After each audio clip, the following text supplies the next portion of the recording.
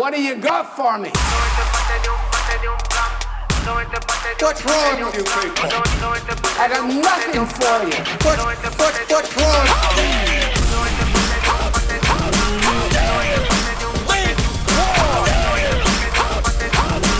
You're not David. How y'all feel this morning?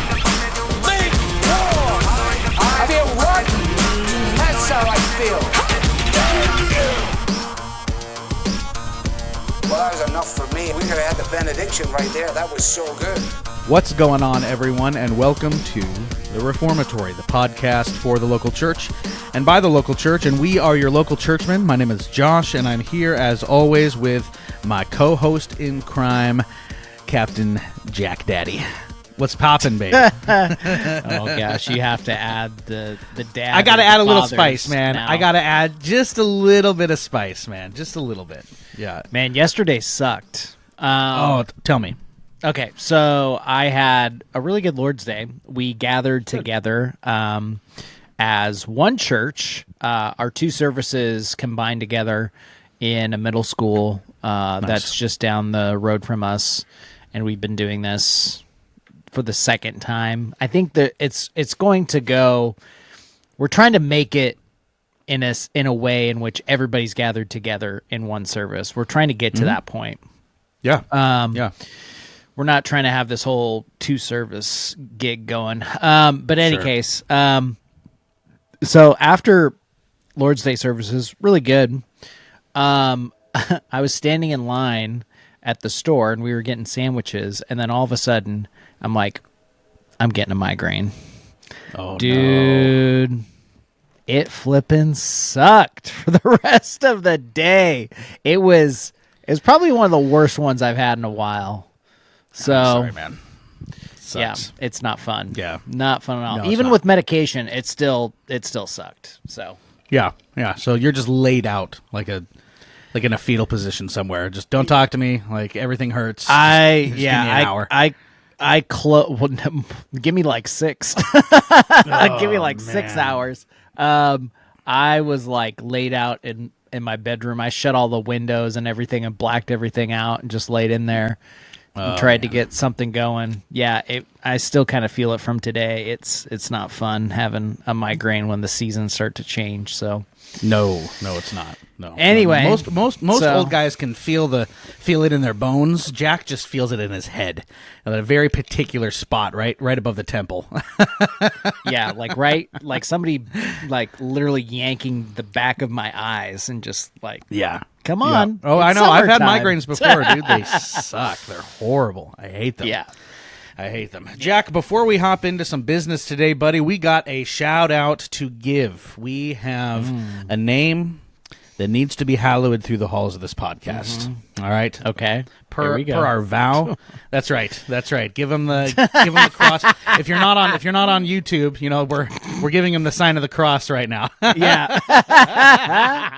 Oh my We gosh. have this wonderful, wonderful human being that joined the ranks of the Podluck. He's getting that sweet, sweet exclusive content, and it is time for us to fulfill our vow that we shall make his name hallowed through the halls of this podcast. Hallowed, Sam. Hallowed. Hallowed. Trenton Johnson.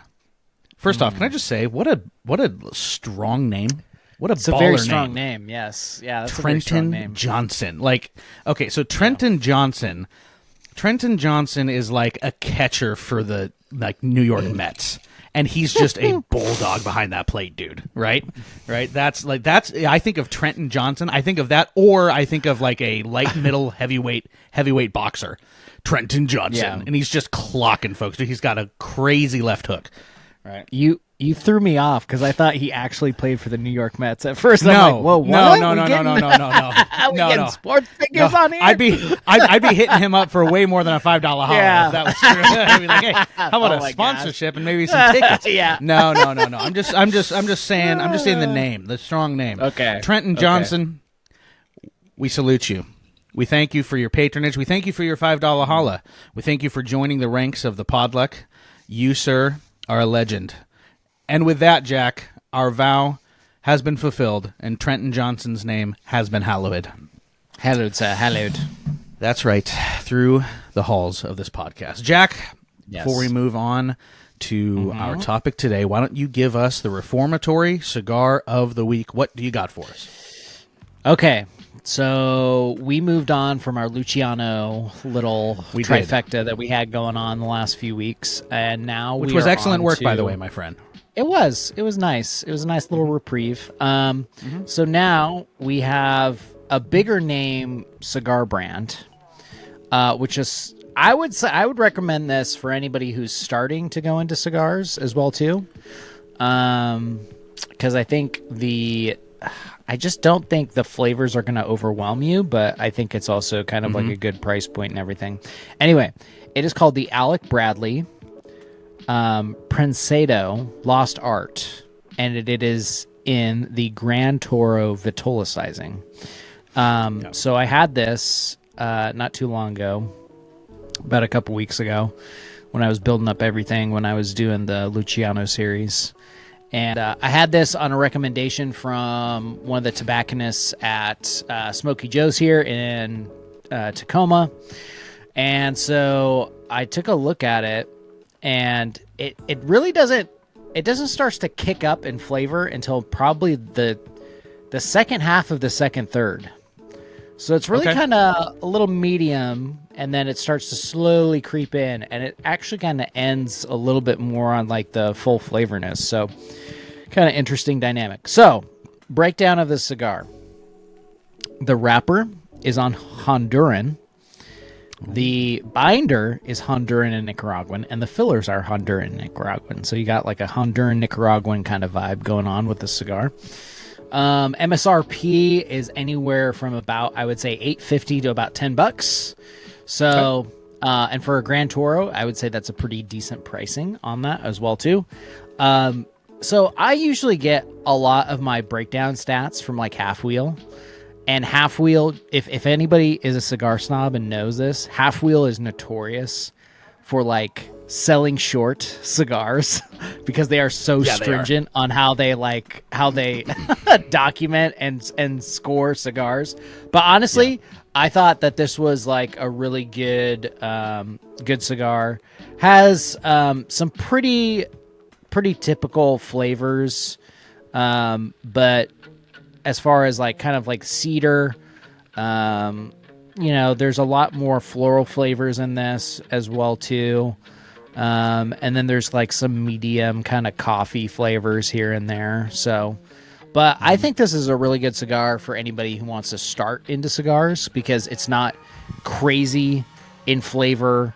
It's good enough price point where you can kind of start out too. And it's with Alec Bradley. Alec Bradley's actually been stepping up their game a lot with their cigars and not just being like a token brand name and just putting out a bunch of crap. So, Yeah, exactly. Anyway, I definitely recommend the cigar. Really good burn. No issues there. Really good smoke output. Yeah. What else there is to say then go get this. So, yeah. There we go. All right. Well, ladies and gentlemen, whether you heard it here for the first time or not, that is the Reformatory Cigar of the Week. As always, Jack putting in the work for you people. Thank you, Jack, just for your excellent reviewage. We appreciate it.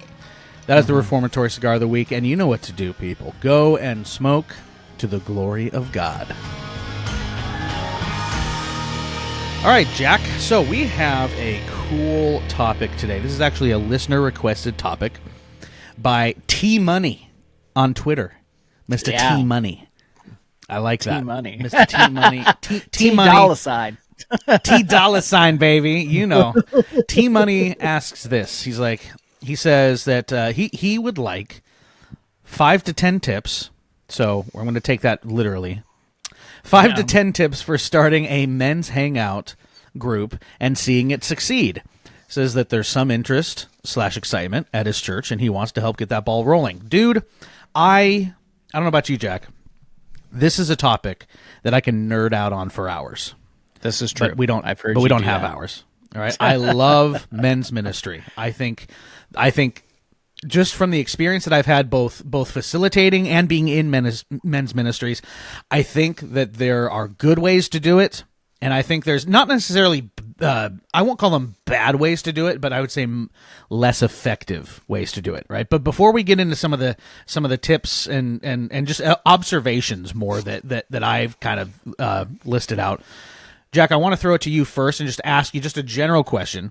What has been kind of your experience in the local church with men's ministries as just kind of as a whole? I'm sure, like me, you've experienced kind of the wide spectrum that is men's ministry. Yeah. I mean, gosh, it was to a point where like I felt like at one point in my previous churches, men's ministries were definitely on the back burner, and they weren't taken. They were taken as, we have to do this formal event. We got to do this. We got to do that. Versus like now we're at my local church, we do a monthly event, but then we also have other men doing other different events at their houses and stuff like that too. So there's ways in which this can work out and supplement.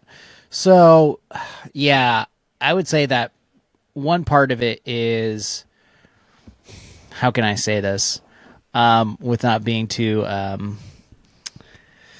spicy? You can have men's ministries, and it basically be a caricature of men. Or you can have men's ministries and it just kind of like flows into what everybody kind of likes. So why I say that is because at Mars Hill, it was like a caricature of a men's ministry or something like that going on there. It just didn't seem right. And even afterwards, it still didn't seem right either. When we went independent. So I'm not there to like knock opportunity and some people that are trying to like change the men ministry dynamic, but it just felt like, I don't know. So dude, okay. So as you're saying that, you know where my mind automatically went to? Oh, it crap. automatically went to the Stronger Men's Conference. Oh my gosh, not Have that. you seen this thing? Dude, Yes, the Stronger, I have. It's because you terrible. like your observation is 100% correct. There's so many churches that engage men's ministry, but it turns into just a caricature of what a man is supposed to be. And this Stronger Man's Conference, Jack and I have made fun of it before, I think, but that is literally the epitome of that. That there's cage fighting, there's strength competitions. It's like a rock show. They're driving a tank over like a whole bunch of like cars. Stupid. It's so stupid. ridiculous. And guess who? I mean, if you're on the if you're on YouTube, you'll see this. But Jack, guess who is one of the main speakers? Oh my gosh, right there, what a dummy. Dark Crystal, what a baby. Dummy. Absolute dummy, dude. How am I Mark not Driscoll, surprised baby. at this garbage right now? Yeah, seriously. So the Stronger Men's Conference. All right, guys, do yourself a favor dumb. and Please don't Google go to that. Google the Stronger Men's Conference and look at their little trailer. Oh my gosh! But as much as we love poking fun at that, because it needs to be poked fun at, honestly, it serves a good point, and this is exactly what you're talking about, Jack.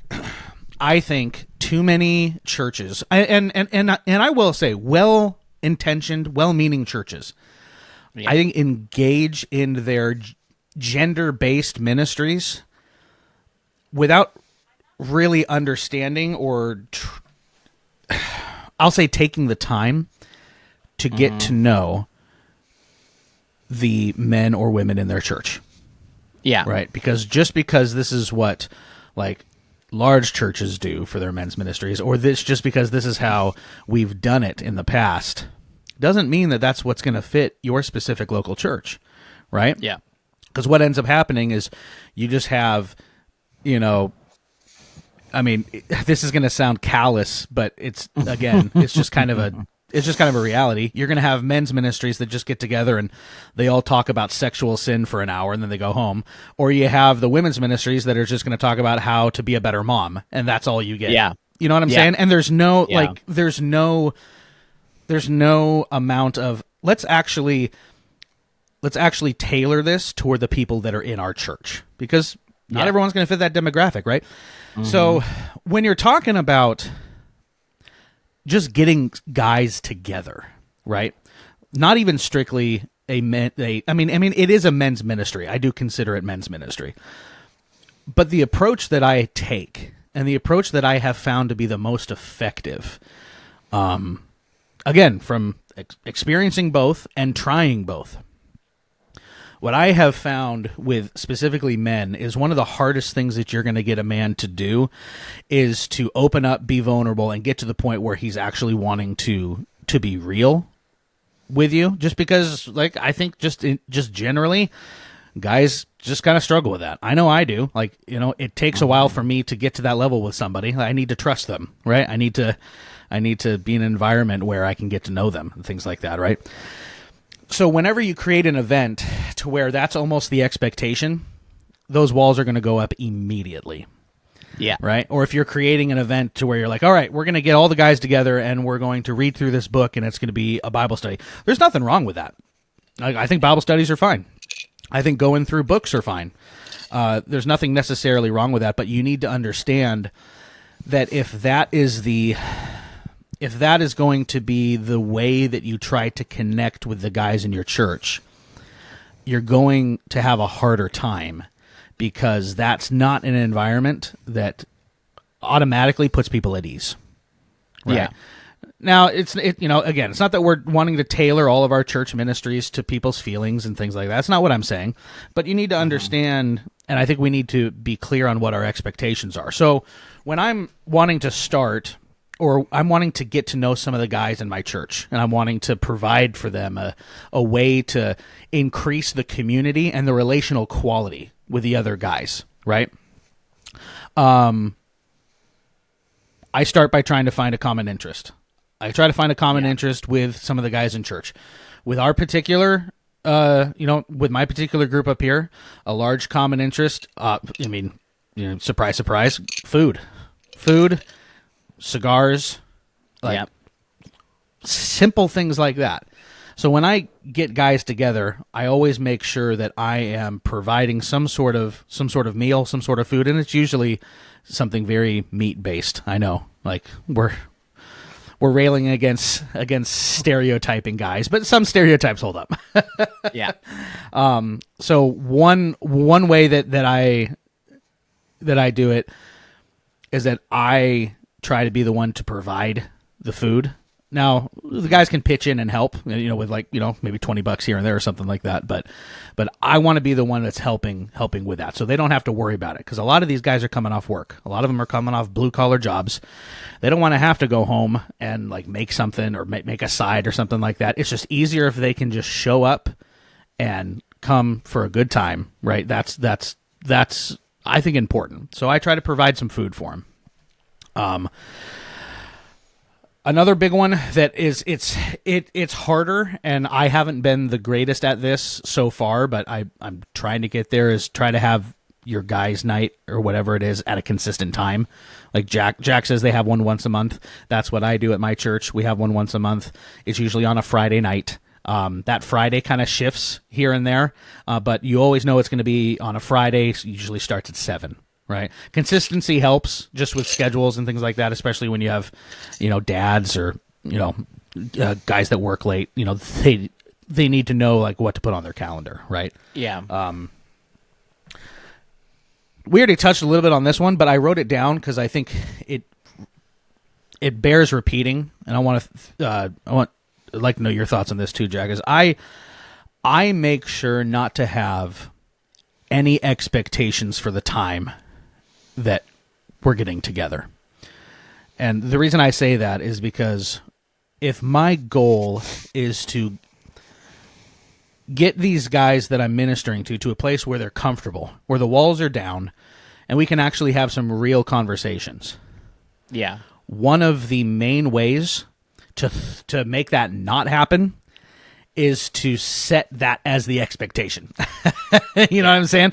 There is nothing that's going to put walls up with somebody if you say the sentence, all right, we're going to get together, and this is going to be a time for us to really get to know each other and really, really, dive into each other's lives and be vulnerable with each other. If you say that, it ain't going to happen, Jack. Nah, son.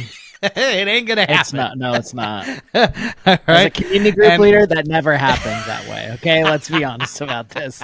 You don't do it's that. just not gonna Okay. happen, right? And that took me forever to figure out, dude. Like, it took me forever to figure that out. That if you set that as the expectation, that expectation is not going to be met. All right. Yeah. Now, I'm not saying have a devious motive or you're setting up or have ulterior motives, right? No. It's understanding the guys in your church. It's understanding the people that you're working with. And it's understanding that true, like just this is how it is in real life.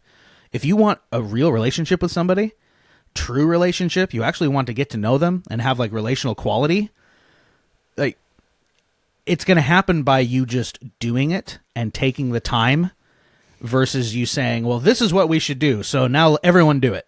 It's not going to happen, right? No.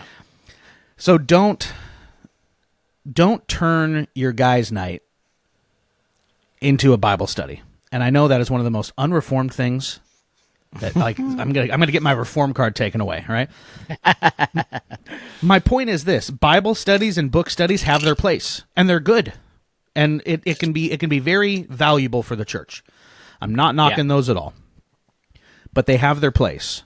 And I think if your goal is to increase community and increase that relational quality that we're talking about, one of the best ways that I have found to do that is to get a bunch of guys together, give them food, let them chat, let them talk, let those let those conversations and that community happen naturally, instead of you trying to conjure up or create an environment almost to like manipulate community, right? Yeah. Thoughts on that, Jack? Am I crazy? No. Have I lost my reform card? No, you're not crazy, but I mean, it just depends like how you do this. So like some churches are very much going to be like formal and they're like men's ministries. And I feel like Right. that's not going to help people a whole lot because you're going to need to talk about things that are outside the realm of just like a Bible study, to be quite honest. Yeah, absolutely. So there's something. So we do this in a series of different ways. So at my local church, we have a men's breakfast once a month, in which we are either going through some type of series or something like that. So right now, we thought it was kind of funny to a certain extent of like just going through how, the 7 deadly sins, what are those? Like, why is that? It's just kind of like almost like a little series that we're going through. And so there's like some teachings on it. There's some interactive group kind of pauses in which we interact as like smaller groups of men and stuff like that and talk a little bit further. But it's not so much like a Bible study. It's more like an interactive kind of men's group, right? So once a month we have that. And then throughout the rest of the remaining time, we have community groups. We also have what we call kind of like different men's groups in which certain men will meet up and just do whatever they want to do. Like, I know like some guys right now during the summertime, some guys have bigger backyards and they'll invite other guys over to hang out, to have cigars, to do whatever. That's the best So time. there's different things like that, right? So I think that's helpful in the sense that you have a structured, maybe once a month kind of event where you get all the men from the church involved, and then you have kind of sporadic week to week basis kind of stuff going on in which it's a little bit more unplanned. So I think you could do it that way. That kind of helps out, to be quite honest. But that's just suggestions and stuff like that. Yeah, no, dude, I think that's a fantastic point.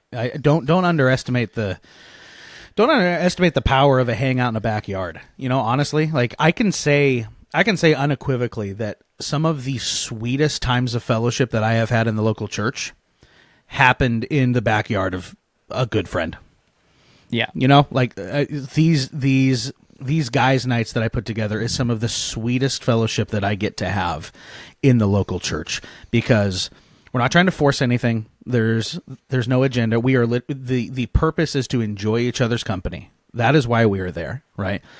And we need to be okay with just having fun for the sake of fun. Like, God gave us good gifts to enjoy, and it's okay to enjoy those. And I think really successful ministries in the church, I think they understand that sometimes it's just fun to get together and hang out. And if that's all you do, man, you bring God glory in that.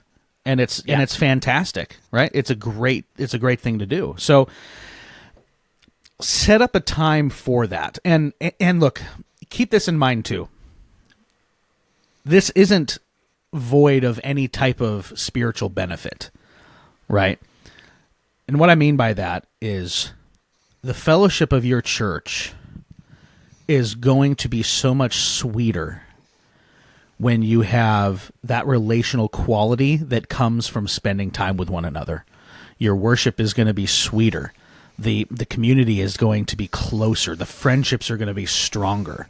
And it's not going to be because you tried to conjure it through a book study on friendship. It's going to be because you created that environment for friendship to happen, right? Yeah. And Jack, this is what I love about these guys' nights, and something that it took me a long time to learn is, for the longest time, I tried to create the environment and to conjure kind of the right environment for those deep spiritual talks to happen. You know, like I'm going to say, we're going to create this time to get together and we're going to dig deep. Like we're going to get in each other's lives. Like this is the purpose, right? It never happened.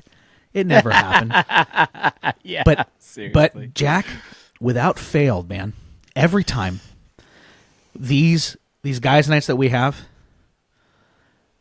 without fail, and without me prompting it, without me setting up an environment to try to conjure it, those conversations happen, doggone it. Mm-hmm. Because it's not being forced. You're not setting that expectation that this is what's required in order to be here. Yeah. But I can't tell you. It happens every time. And sometimes it's a shorter conversation, sometimes it's a longer one, but you hear those conversations. You hear those guys asking those questions. You hear those guys getting involved in each other's lives, and you see that relational quality actually happening right before your eyes. And all I did was print out like a flyer from Canva and bought a bunch of hot dogs from Costco. Yeah. That's all I did. Yeah. Like, and you invite those guys to that stuff's going to happen. It's going to happen naturally, right? Yeah. Don't feel like you have to force it, and just be patient with it. Be patient with it. And you'll find that those times are some of the sweetest, some of the most enjoyable times of fellowship that you have in the local church. And then that is just going to increase the joy on Sunday morning, because guys are going to be like, oh, hey, I got to know this guy at church, or, I talked to this guy about this, about this thing. And on Sunday morning, you see guys who previously hadn't talked to each other. They're talking to each other. They're getting involved in each other's lives. And it was a really simple thing that the Lord used to do that. So don't have any expectations of it. Just create and I know this is a overused term, but I'm going to use it. Create a safe environment. Something where they're not expected to perform, or not expected to get really, really deep and tear the walls down, and just allow the Lord through the Holy Spirit to increase the quality of those conversations, and He's going to do it. And I guess just the last thing I'd say is be okay, especially at the beginning, be okay with a smaller group. Right? Be okay with a smaller group, because it's going to happen, right? Ministries don't start unless you're like a mega church and you're running over cars with tanks, oh gosh. Ministries aren't. It's going to take time, and be okay with a smaller, more intimate group, and that's okay, right? But keep track of those conversations, all right? Listen for those conversations, and those are the things that you can follow up later, right?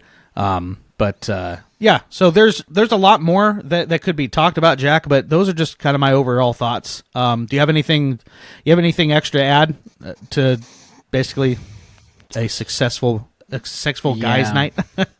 No, I mean, we kind of kind of discussed most of what we talked about right now.